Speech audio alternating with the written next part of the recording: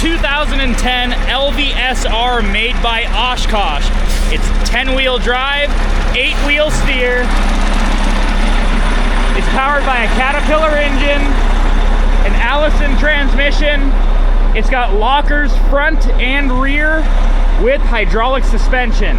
Now, you may have heard me refer to this truck as the cheapest Lvsr ever bought from Gov-Planet, and today we're gonna go through exactly what I paid for it and exactly what I have in this truck.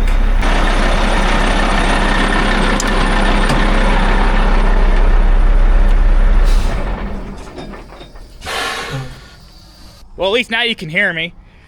So we're gonna get right into this. What did I pay for the cheapest Lvsr ever purchased through Gov-Planet? Well, that's kind of a tough one to say. So I can tell you exactly what I paid for it from the auction, but I haven't included freight, parts that were missing that I had to purchase, fuel to add into the tank, batteries that I had to buy. So there's some costs that I had in this truck other than just buying it from the auction. Now, for those of you that are just tuning into this, I'm gonna go over this truck and kind of explain what it is so that the newcomers here can get caught up to speed. So you can see right here on the door, Lvsr. Now, what does Lvsr stand for? Logistics Vehicle System Replacement. So this truck was built for the military specifically to haul around basically whatever you want. It could be containers, it could be a service truck, it can basically haul anything on the back of this with a 40,000 pound payload capacity. This truck right here was set up as a hook lift. So you got this big giant hook right here. You have this big arm that extends out, and it's used for picking up containers. So you have your container slides right here, and these actually move up and down. You have your rollers for your container. So this truck currently has 800 hours on the hour meter, and I believe around 6,000 miles, which basically tells me that this thing was built brand new and sat on a military base with little to no use. They pretty much started this thing up every once in a while, checked the batteries, serviced it, and shut it off. So this thing, I would say, has never ever seen real work in its entire existence. So being for the military, it needs to be very, very versatile. So this truck is 10-wheel drive. You can see all the drive shafts in here. Independent suspension on all corners, and also the truck steers on the front too. This axle is a drag axle. There's no steering here.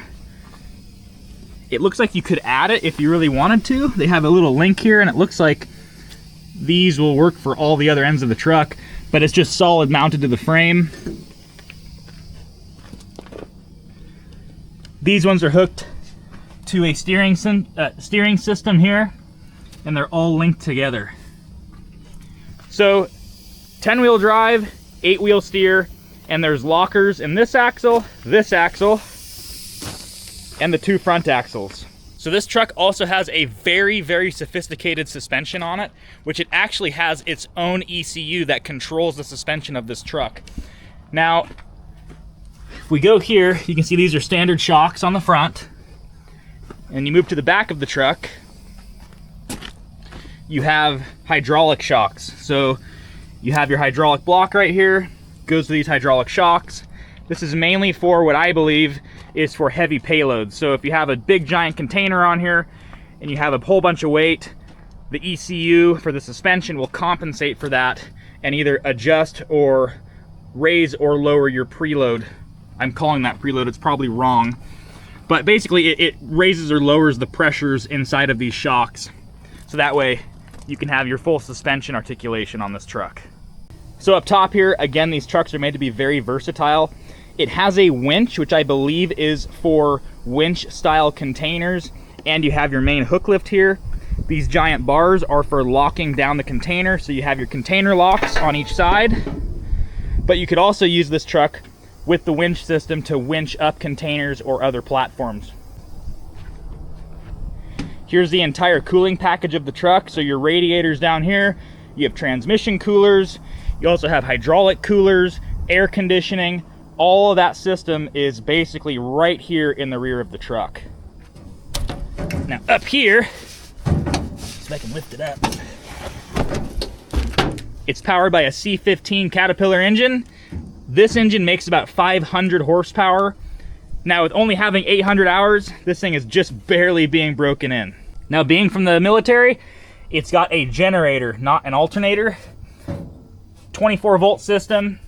I believe the amperage on this guy, I'm not sure if it'll tell us. It should say it somewhere, how much amperage this thing makes. 260 amp alternator. That's kind of funny, a 260 amp alternator on this Lvsr, which if you guys know this channel, have been watching me for a little bit, you know that I bought a Humvee and drove it back from Carson City. That Humvee has a 400 amp alternator on it, so it's kind of funny that they put a smaller alternator on a bigger truck. So up front here, this is where you would mount a turret. So this is a big giant hole right here that pretty much all the military trucks have. I believe they make turret caps. What I'm gonna do is just put a piece of aluminum over the top of it and block this off, because obviously we don't have a machine gun to mount on top of this truck. So without further ado, what did I pay for this truck? What was the winning bid? I bid a maximum amount of $9,100 for all of this. 10-wheel drive, C15 Caterpillar with 800 hours on it, Lvsr. $9,100, but that is not the actual price of how much money that I have in the truck. That was just the winning bid. Let's get into how much money I actually have into it.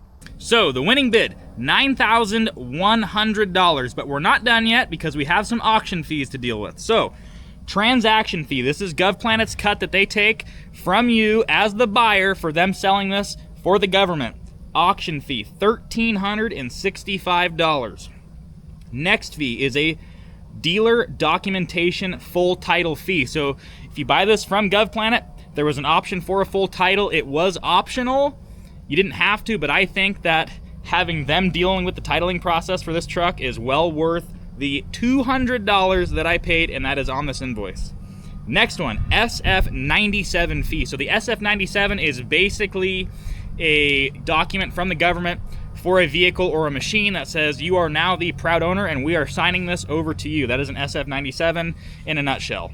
SF97 fee was $115.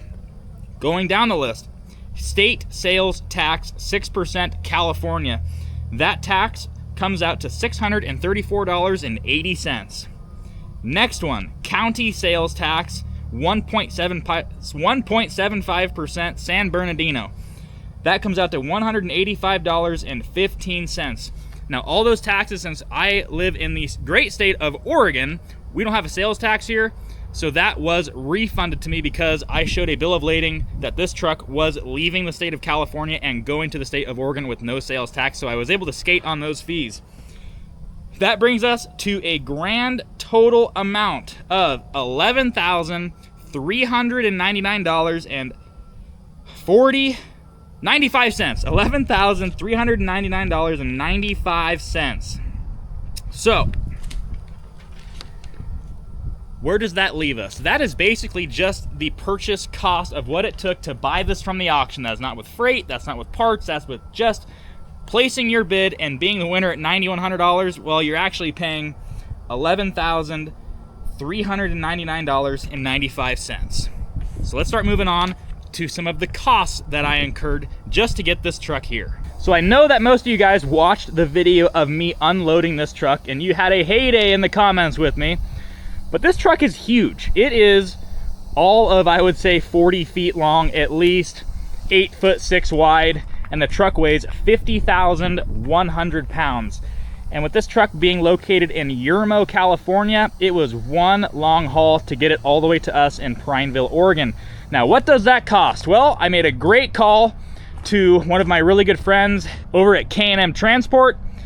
They quoted me a price of $4,500 to pick this truck up. So the freight, $4,500 to get this machine delivered to our yard in Prineville. So now, not only with the freight, I did have to call in a wrecker service because Gov-Planet, unfortunately, will not help you in any way to load these machines. So if you have a dead machine at the Gov-Planet auction, you better find yourself a wrecker or someone that can load it for you if you can't do it yourself. So for me to call a wrecker service from Barstow to Yermo, because Yermo is not really a town, there's really nothing there. Barstow is the closest town. The wrecker service costed me $500 to get this winched onto a low bed trailer.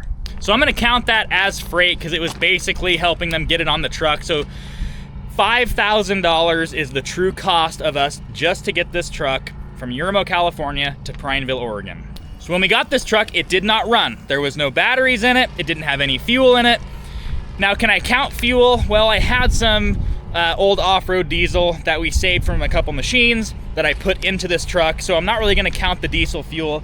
You could, I guess, if you really wanted to. We put about 40 gallons of fuel into the truck. We did buy batteries for it, and batteries came out to about $450 to put 4 batteries into this truck. So we got it shipped, we paid our transaction fees, we've got batteries in it. Now we have basically an operational truck that runs and drives around, except one big giant problem. We are missing the suspension ECU and we are missing the ABS ECU in this entire compartment, which basically makes your suspension work. We also have a bad controller up here, and we have a bad controller right here. At least the LED screen is no good.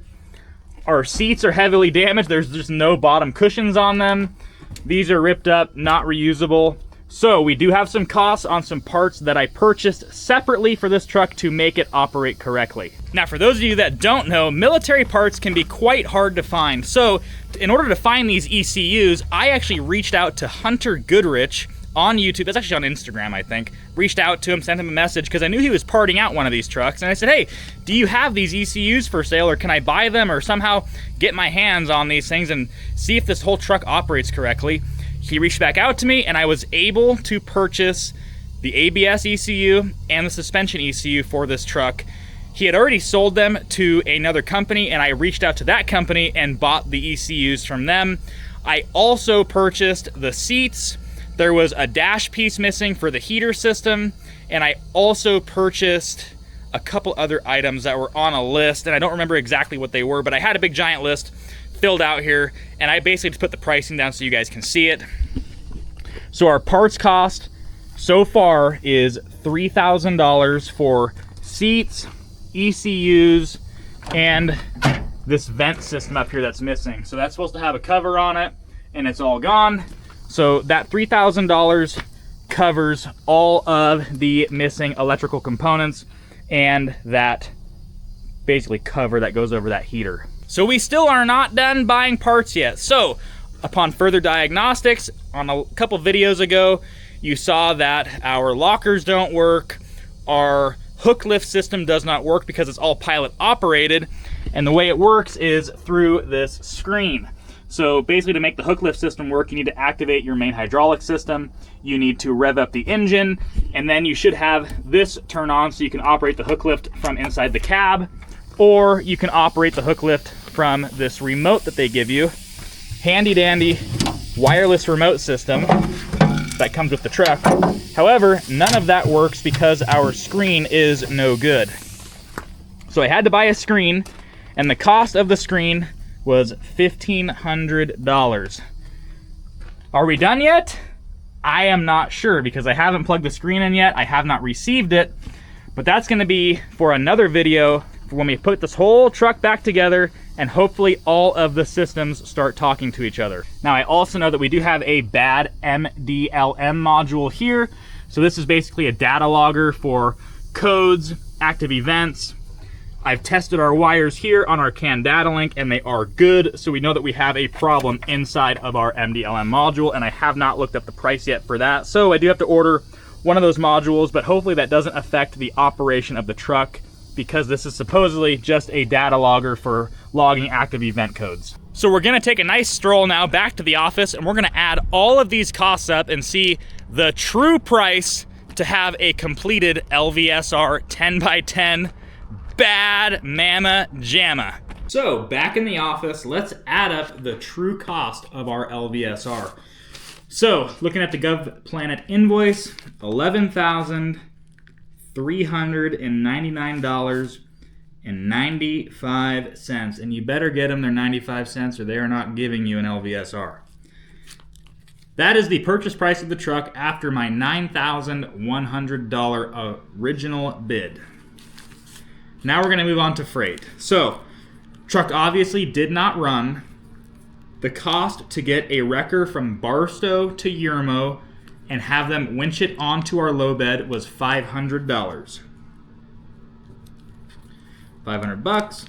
We're going to move on to the actual freight of the truck. Hauling it from Yermo to Prineville, Oregon, $4,500. Add that into our cost. Now, upon getting the truck, we had to put batteries in it. We put fuel in it, but I'm not going to count the fuel because I had it here that we use off-road for starting machines and such. So there was a purpose for it. I'm not going to count fuel. I will count the batteries at $478. Now, we got a running truck now. We got it off the trailer. Now we have to go through what's missing on this truck. So at these government auctions, what the military will do is they will strip parts off of these trucks that they need for other trucks to keep them running. And unfortunately, I was not lucky enough to be one of the guys that has a complete Lvsr. That's probably why I got such a low price on it, was it was missing all of the suspension ECU was gone, the ABS module was gone, the seats, the bottom cushions were just missing, so those weren't there. So it had incomplete seats, and there was some dash parts that were missing. So I had to go find those online, and I reached out to Hunter Goodrich on Instagram, and he got back with me and bought them from the company that Hunter sold them to. So the price for those parts was $3,000. Next up, our screen. So with this truck being a hook lift, it has a pilot operated system that runs on a CAN bus. Now this CAN bus system, I have been working with it for the past week, troubleshooting it, and I have just come to the conclusion that our screen is probably bad. That's kind of the best conclusion that I can come up with, talking with Oshkosh Defense, going through the wires, testing them. Now with a CAN bus system, all the ECUs have to talk to each other, and when one doesn't talk to one another, the whole system basically goes down. So we had to reach out to that company again and purchase the complete screen for this truck, and the cost for that was $1,500. Now I'm not going to count the freight. I think it was like 30 or 40 bucks. So screen, $1,500. So where does that leave us? Well, let's add up some numbers. Handy dandy calculator.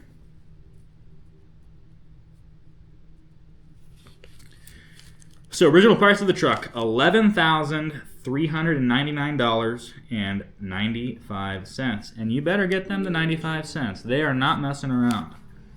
Plus $500 for a wrecker service. Plus $4,500 to get it to our shop here in Prineville.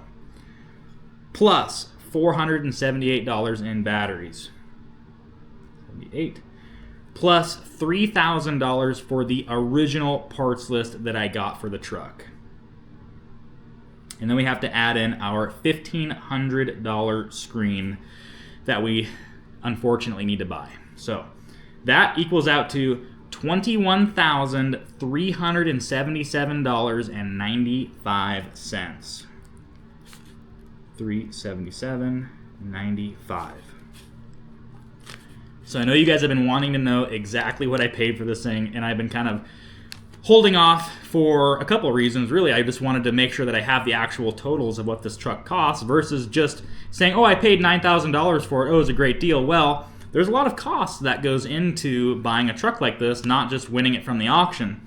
So $21,377.95 gets you a complete Lvsr from Gov-Planet after you go and buy all the stuff that's missing.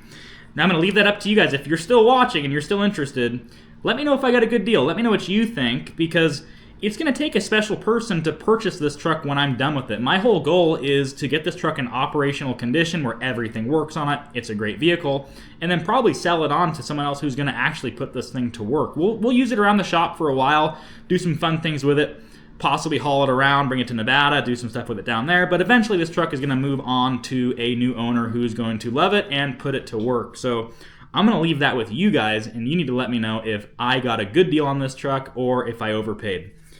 $21,377.95. So that's where we're at with the video. I appreciate you guys watching. Thank you for all my new subscribers, and thank you for the old ones. Definitely cannot get to 100,000 subscribers without you guys. I'm going to wrap the video up right here. Appreciate you watching. I'll see you in the next one.